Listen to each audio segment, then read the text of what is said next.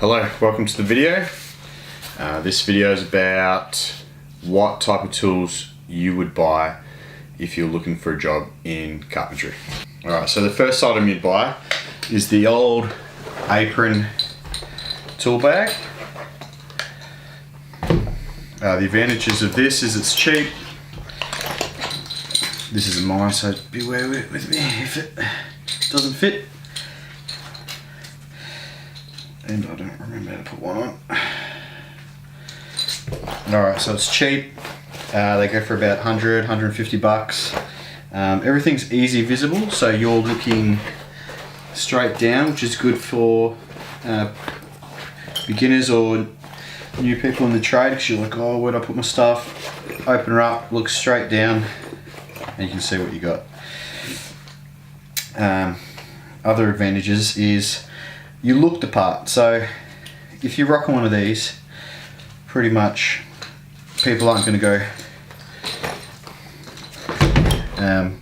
oh, maybe he doesn't know what he's doing, because there are other choices out there. There is your single bag, which I have seen people rock.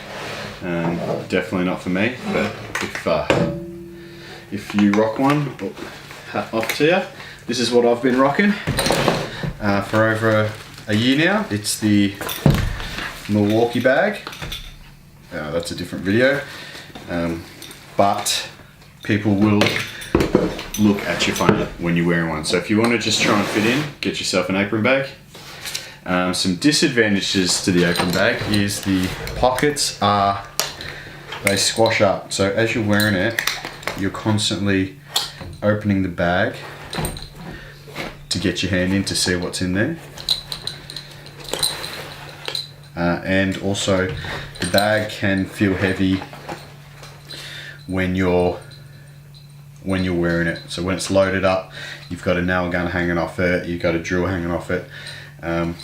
Maybe because the belt's pretty thin. Yeah, but why would I choose this over others? Because it's cheap and you look the part. Now, I have made mistakes in buying bags before. I bought a very cheap $15 bag for a labourer once, and it had like a clip, one of those clip buttons you get for normal bags, and it kept coming undone and it fell apart. So these are good because it's got heavy duty, this type of buckle. Can you see that? Alrighty. And the good thing about this apron style bag is if you decide to get into another trade or leave trades altogether, you can transfer this bag into a bunch of other trades. Also, some other tips with these bags is if you're a skinny guy and you've got a bunch of excess hanging off, you can go ahead and cut the end off to length like this one. This is a bit on the dodge side, not exactly even. And also another recommendation is they usually come with these front metal rings, and that can be an advantage for hanging stuff off. I like to leave mine on, just to hang drills on and stuff like that, or extra guns if you're rocking a gun into something else. The disadvantage is usually in fixes, these metal ones are the first to rub on the wall. You see they stick out a little bit.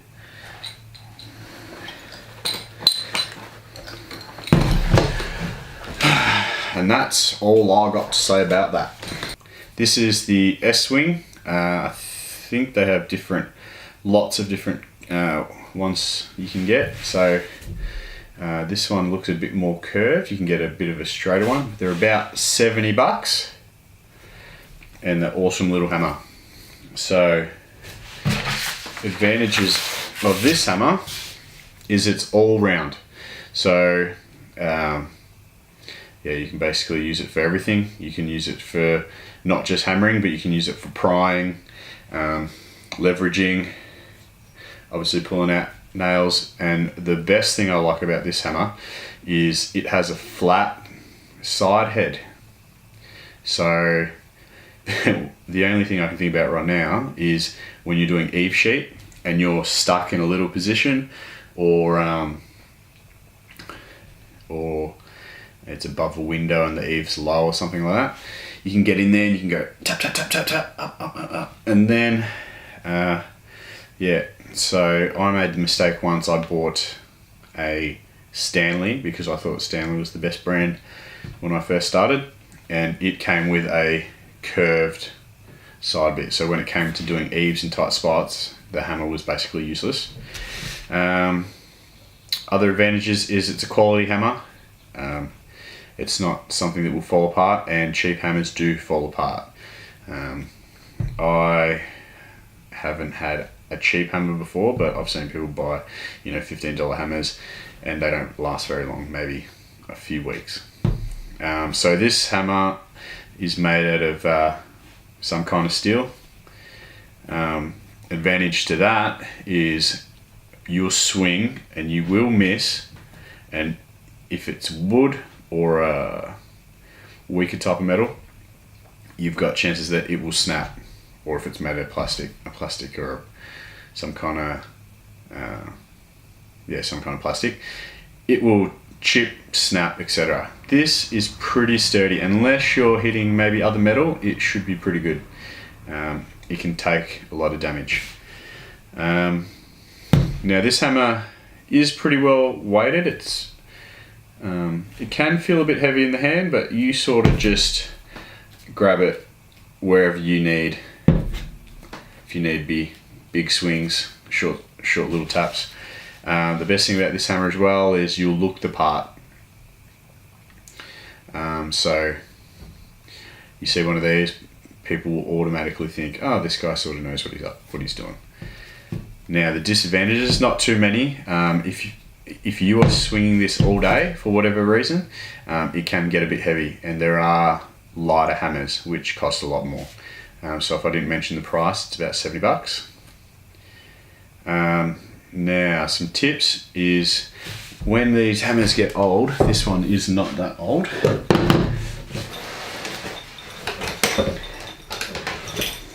Here's an older hammer.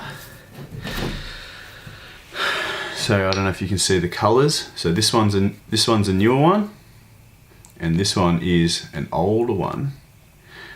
This one is mine, and this one's the apprentice's.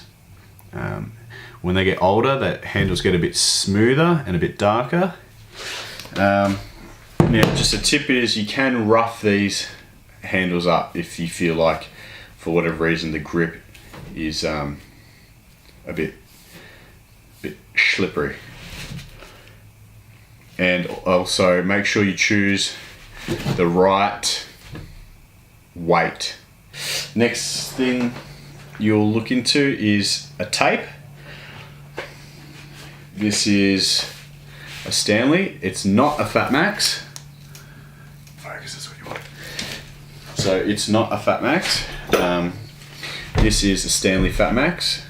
I recommend getting a Stanley Fat Max. Don't get an Extreme. You can if you want, but they tend to, the tips break off because the Extreme usually has a bigger metal tip, a much wider, much heavier tip, and they tend to get caught and jar a lot. So this is actually a 10 meter one. The reason why this is a 10 meter one, and I don't recommend getting a 10 meter, make sure you get an 8 meter. 8 meter is a bit smaller, and the 8 meter will fit in your bag, whereas a 10 will not fit in your normal apron bag. The apprentice went out and didn't know and bought the big one, and so I decided to rock that since it fits in my bag. Now the advantages of this tape is it's a all-round frame lock up and fix tape. It's strong, can take a massive beating. It's Now, one of the biggest advantages of this tape over other tapes is it will reach out to about 3.2 meters, whereas a lot of other tapes will probably break out about 2.5. It's a bit wider, which gives it that advantage. And also, the Stanley Fat Max is widely used everywhere, and you'll also look the part. Disadvantages are, I guess, they probably only last about roughly 3 months. If you get them wet, they'll probably last a bit less, and if you get them wet or dirty, the retraction happens a lot slower, and you'll basically get so sick of it not retracting, like this one, that you'll probably want to buy a new one anyway. So they're about $34. When you're buying these, make sure you get the metric if you're in Australia, which is probably why you're watching this. So you want metric on both sides, because you can get metric on one side and you can get whatever the other use on the other side.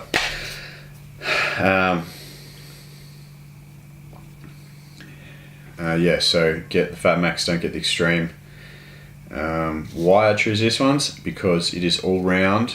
It basically it will extend. So when you're up and you're snapping it like this and you're measuring like this, it holds, I reckon, the best. Whereas others, the thinner ones, this is another thinner one, a little bit thinner. As you bend it, you know, the end will fly up and you'll get pretty sick of that. Mistake I've done is I've bought cheap thin ones before, which are okay for fixes, definitely not for framing. Pain in the ass. Pretty much, you know, you're not measuring much less than under 2 meters. And also a problem with the thin ones is they kink right at the end real quickly. So they'll sit there, and as you bring your tape out, it will be twisted like that, and it's hard to hook onto things, hard to keep things hooked onto. Major pain in the ass. So make sure you get yourself a Stanley Fat Max. Chisels. Some people take massive pride in their chisels. I don't, and I don't give a shit. Some people buy the expensive brands at $20-30. I couldn't give a crap. I buy the cheap Irwin ones. I think they're about $12. Why do I do that? Because they break, and we hit nails and hit metal all the time and chip them. So advantages are, these are a pretty universal tool. So not only, and you'll also find this yourself, not only are you chiseling things out all the time, but a lot of the time you're using this to pry things apart by twisting. You'll be lifting like this. You'll lift windows up when you're putting windows in. You'll be moving bits of timber apart, getting your Reciproco blade in there. You'll be using two like this, lifting things up. You'll be too lazy to go get a Reciproco or whatever. You'll be smashing nails out. You'll be doing all types of things. So super universal tool. I rock two. These are the two that I rock. They both started out sharp. This one ended up being my destruction one, and this one was my sharper one. When I get down to fixes, I'll sharpen both of these back up.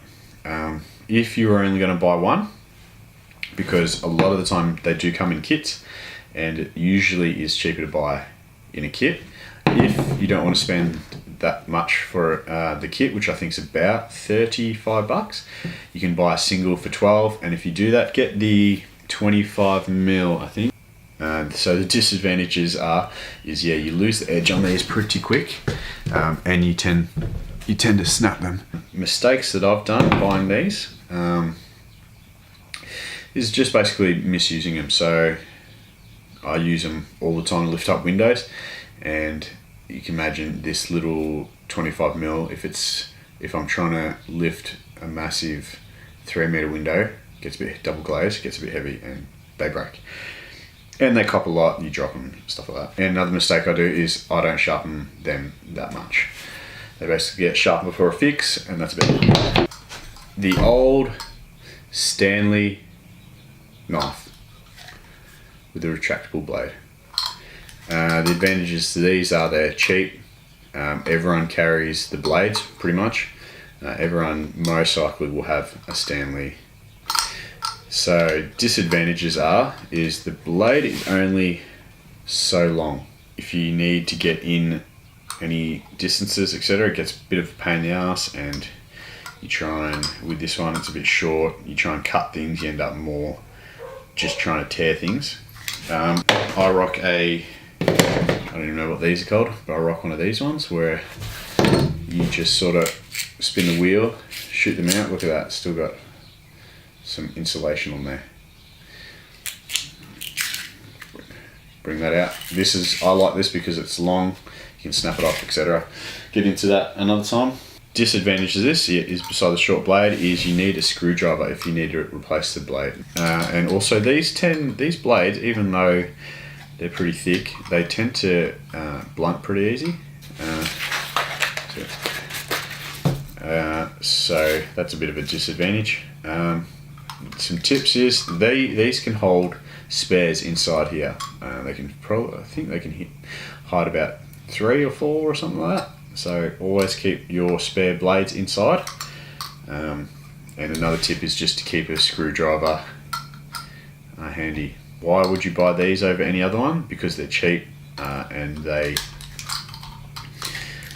everyone carries blades.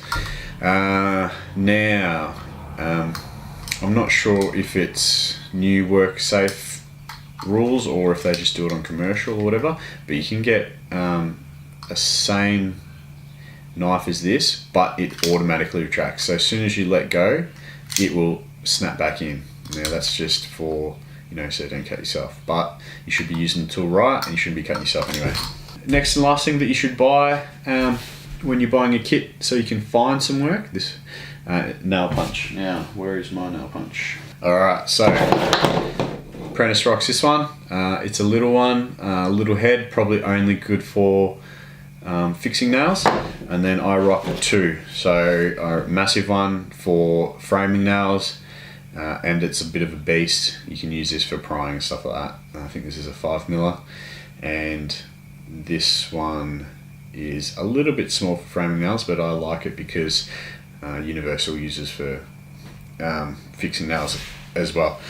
Now you can buy these in kits, which I recommend because you'll lose them, you'll drop them. That's why I rock 2, because you're hitting metal hammer onto a metal chisel onto a metal nail, and they go tang, and they fly and fucking jump around.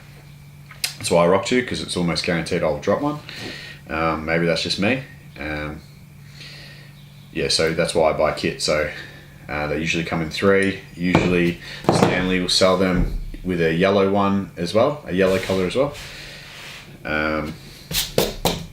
Not much to say about these besides that they're handy. You definitely need one.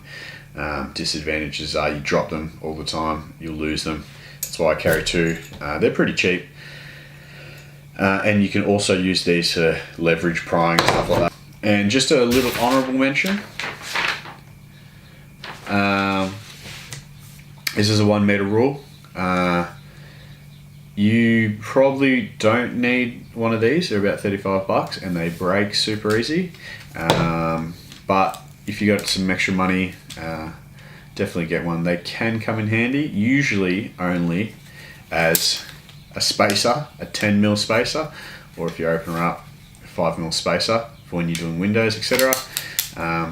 Other than that, unless it's more of a habit item, so if you're in a habit of using it, you'll need it all the time. So that's an honourable mention.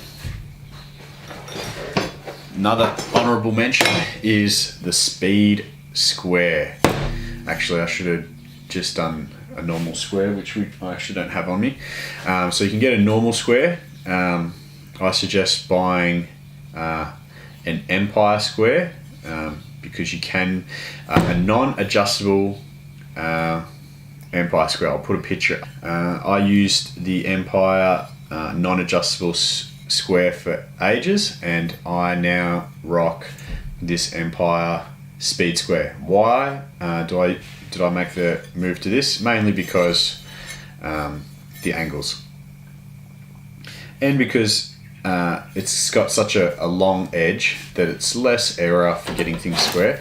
So if this is my bit of timber, you put them up nice and square. With the non-adjustable squares, usually the heads are only about half the length, and they get a bit bruised and beaten up and stuff, and you throw it on, you think they're square, but they're not. So they're about, I'm not talking about this one, I'm talking about the other one, are about 30, 35 bucks. The advantages is that because it's non-adjustable, it will hold more true square. Disadvantages are that it's not adjustable, so if you're, for whatever reason, you've got to square something else close to ground, you can't get to it, you might have to rock it upside down, etc. Mistakes that I've made is I have bought adjustable ones in the past, and they're just, unless it's just me, they seem not to be as true square, which can be a pain in the ass, especially if you're doing something visible like weatherboards or something like that. Most bags don't come with a carry for your square, so you'll have to go out. Total price for all of this was just under 300 bucks. So as you can see, it can get pretty pricey. Don't be disheartened, because you can use these tools in most other trades. So if you say you're going for being a chippy and then you're like, it's a bit shit, I'm gonna go be a brickie or whatever, you can just use a lot of the tools, and you can use it at home. Cool. So that's a wrap. If you like watching, like, comment and subscribe, and any suggestions or questions, chuck them down at the bottom of the video, and I'll make a separate video and answer those questions. All right, thanks for watching. See ya.